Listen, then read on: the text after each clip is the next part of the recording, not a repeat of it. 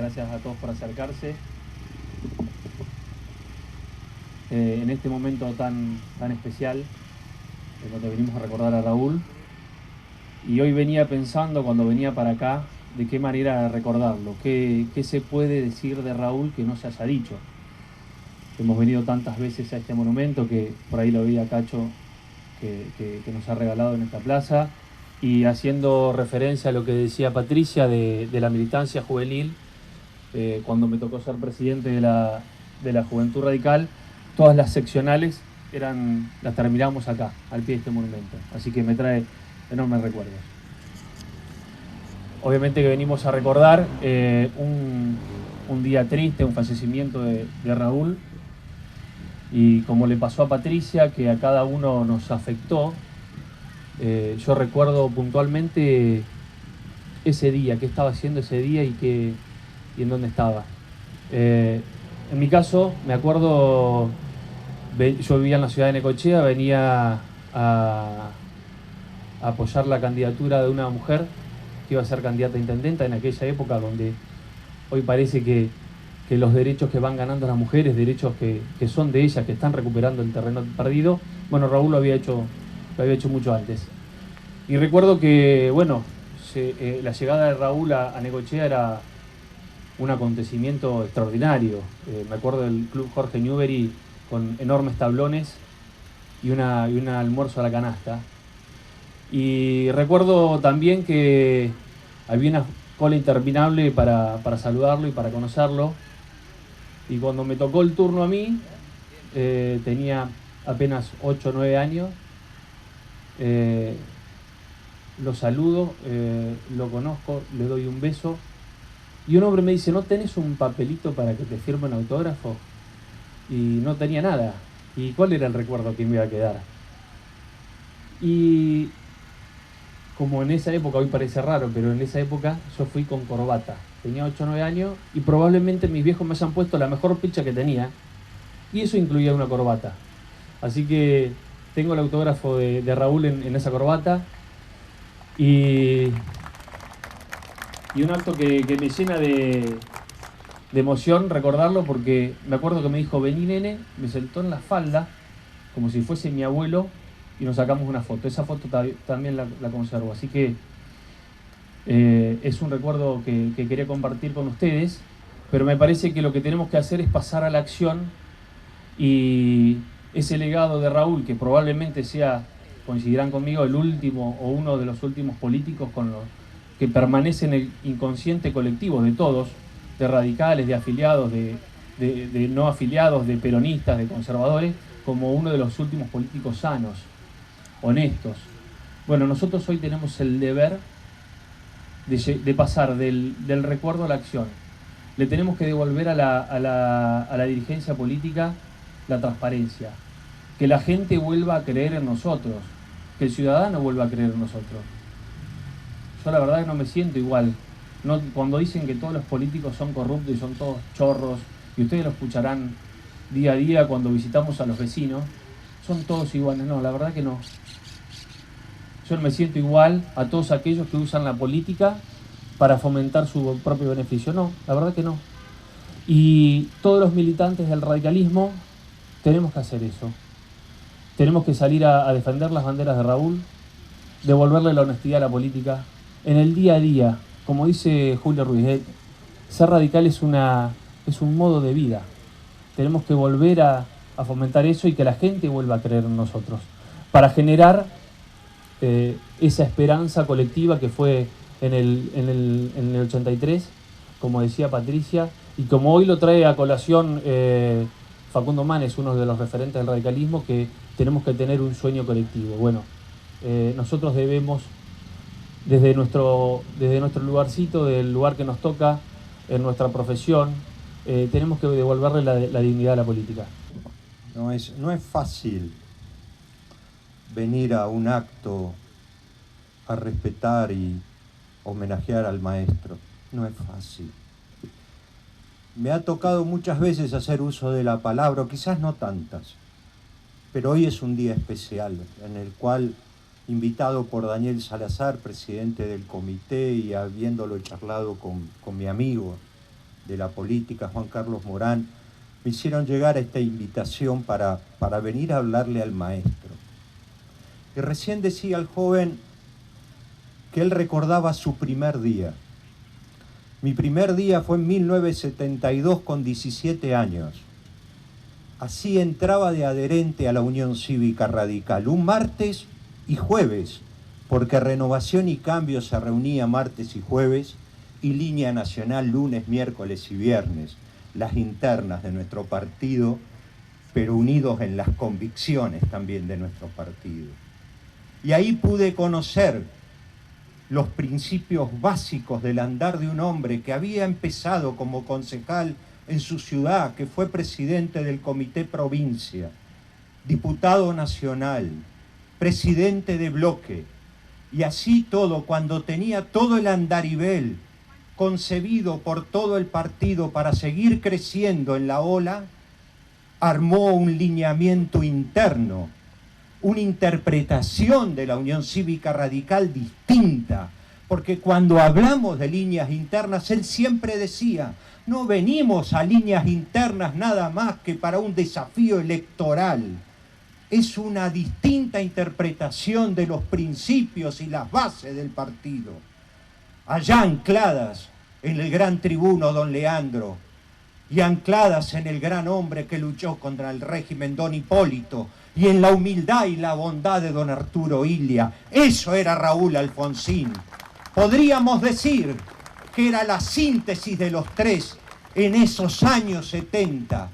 Y uno con 17 años, la misma edad que en 6 meses más estuve entrando a la Facultad de Derecho, ya se vivía la dicotomía en el mundo y en la Argentina de la famosa liberación o dependencia.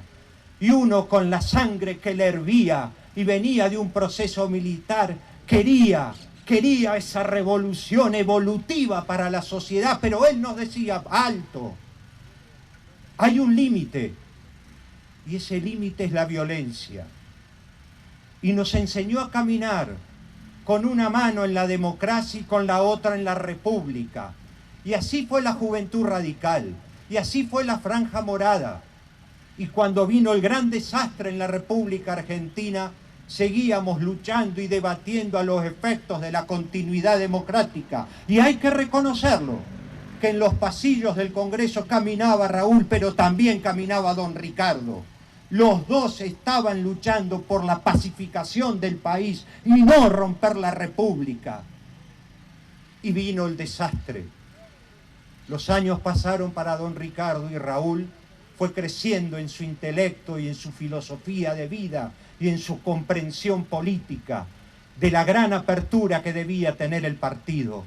Así nos había dado la mano a los jóvenes, así le dio la mano a las mujeres que empezaron a insertarse en la gran política nacional con participación, con cargos. Ahora me vienen a decir algunas reivindicaciones. Bueno, yo les digo que de la misma forma que Hipólito Yrigoyen fue anterior a Keynes, Raúl Alfonsín también fue anterior a un montón de reivindicaciones justamente logradas, pero la mujer y los jóvenes por primera vez tenían una gran participación en el partido. Ese hombre nos llevaba.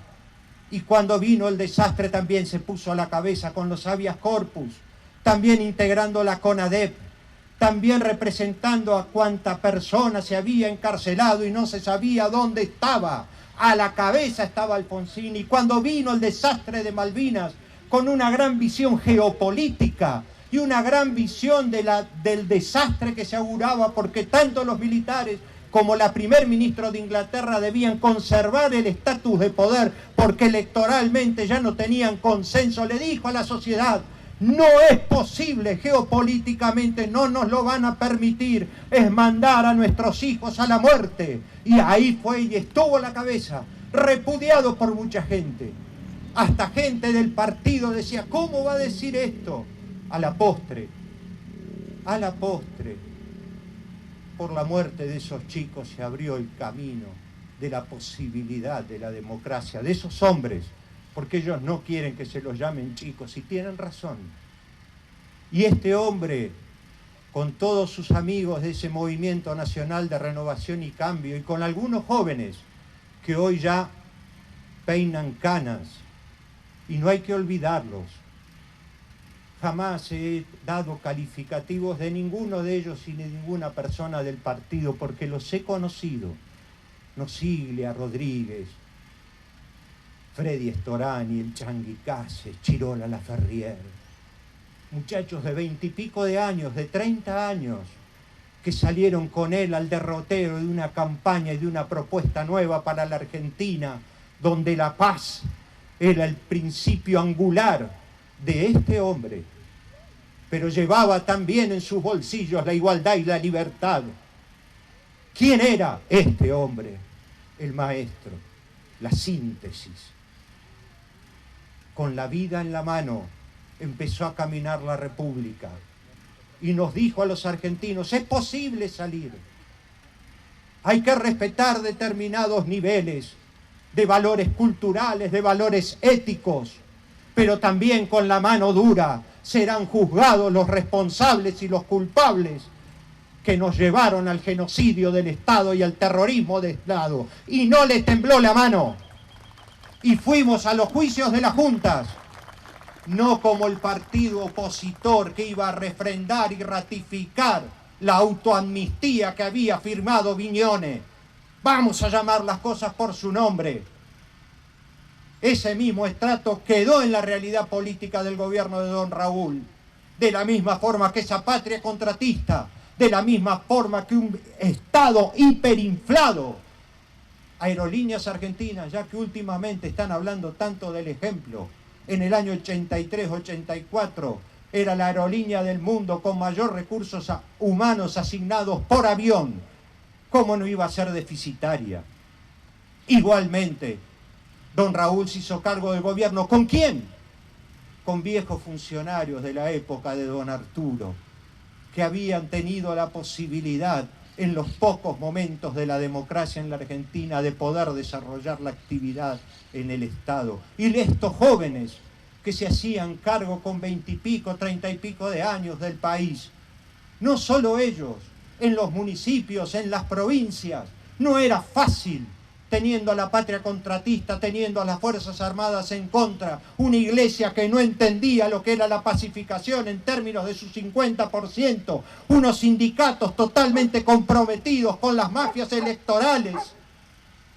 Hoy sigue habiendo dirigentes sindicales que estaban en la época de Raúl y que le hicieron el gran estrago electoral en el Congreso cuando no votaron la ley de reordenamiento, y hoy los empresarios se quejan de esos dirigentes. ¿Y por qué no apoyaron la famosa ley de reordenamiento sindical del hombre? Pero Raúl no fue nada más que la paz. Raúl no fue nada más que el maestro de la democracia. Raúl fue educación, el Congreso pedagógico, el plan de alfabetización. Raúl fue política social, el plan alimentación, el ProAgua.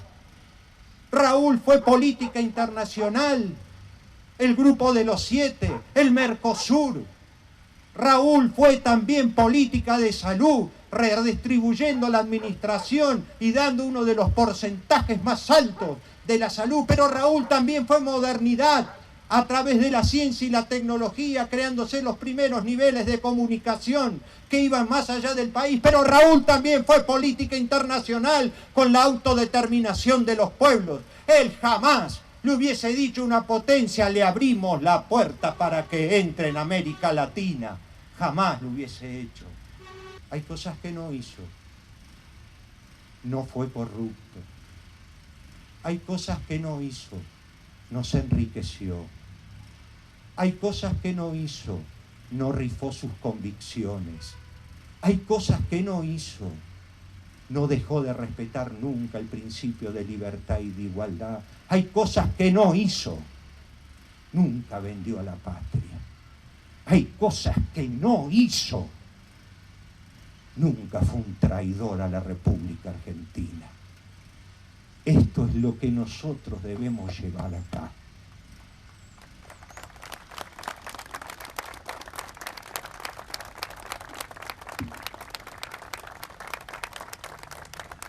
Por eso no es fácil homenajear al maestro. Son muchos años con él. Se imaginan, voy a cumplir 67. Este año cumplo 50 años en el radicalismo y me siento muy orgulloso, muy orgulloso. Y mis pensamientos empezaron en aquellos libros, viendo la vida de Alem, de Hipólito, siguiendo con toda la que fue la gran reparación de don Arturo Illia. Pero si hay de algo que me siento orgulloso, si hay de algo que me hace sentir hombre, si hay de algo que me hace sentir que debo seguir en la lucha por la República, es haber estado cerca de este hombre, que no ha sido ni más ni menos que la gran expresión del humanismo revolucionario, evolutivo en el pensamiento universal. Muchas gracias. Hasta un día de hoy.